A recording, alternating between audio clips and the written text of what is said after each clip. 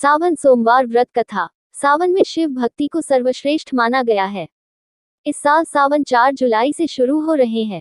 सावन का पहला सोमवार 9 जुलाई को पड़ेगा। सावन के सोमवार पर जरूर करें ये व्रत कथा। सावन सोमवार व्रत कथा। सावन का पवित्र महीना 4 जुलाई से शुरू होने वाला है। सावन का पहला सोमवार 9 जुलाई को पड़ेगा। ऐसा माना गया है कि सावन के महीने में सावन सोमवार का व्रत रखकर अगर सावन सोमवार की कथा की जाए तो इससे सभी दुखों का अंत होता है और भोलेनाथ अपने भक्तों की सभी इच्छाएं पूर्ण करते हैं। तो आप भी सावन के हर सोमवार अपने मन में भोलेनाथ का नाम लेकर इस पावन कथा को जरूर करें। भगवान शिव की कृपा आप पर हमेशा बनी रहेगी। सावन सोमवार व्रत कथा। सावन सोमवार व्रत कथा। एक बार एक साहूकार भगवान भोलेनाथ का बहुत बड़ा भक्त था। उसके पास बहुत पैसा था लेकिन उसकी कोई संतान नहीं थी। वो हर रोज भोलेनाथ की पूजा अर्चना करता और शिव जी के समक्ष रोज दीपक भी जलाता। साहूकार की केवल यही इच्छा थी कि उसके घर संतान हो। साहूकार की भक्ति देखकर मां पार्वती ने भोलेनाथ को कहा, आपका ये भक्त दुखी है, आपको इसकी इच्छा पूरी करनी चाहिए। भोलेनाथ ने मां पार्वती को बताया, इसके पास पुत्र नहीं है और यही इसका दुख है। मां पार्वती के कहने पर भोलेनाथ ने मां पार्वती को बताया कि साहूकार के भाग्य में पुत्र योग नहीं है। अगर साहूकार को पुत्र का वरदान मिल भी गया तो उसका पुत्र केवल 12 वर्ष तक ही जीवित रहेगा।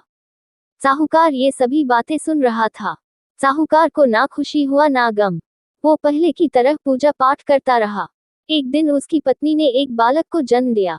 उसके परिवार में जश्न का माहौल था, लेकिन साहूकार पहले की तरह ना खुश था ना दुखी।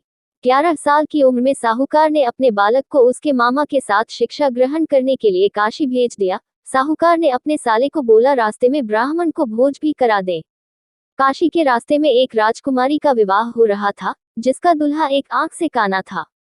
तो उसके पिता ने जब अति सुंदर साहूकार के बेटे को देखा तो उनके मन में आया कि क्यों न इसे ही घोड़ी पर बिठाकर शादी के सारे कार्य संपन्न करा लिए जाएं। जब विवाह संपन्न हो गया तो जाने से पहले साहूकार के बेटे ने राजकुमारी की चुंदरी के पल्ले पर लिखा कि तेरा विवाह तो मेरे साथ हुआ, लेकिन जिस राजकुमार के साथ भेजेंगे वह तो एक आंख का काना है। इसके बाद साहूकार का बेटा काशी पहुंच गया। राजकुमारी काने के साथ नहीं विदा हुई। एक दिन काशी में यज्ञ के दौरान भांजा बहुत देर तक बाहर नहीं आया तो मामा ने अंदर जाकर देखा तो भांजे के प्राण निकल चुके थे।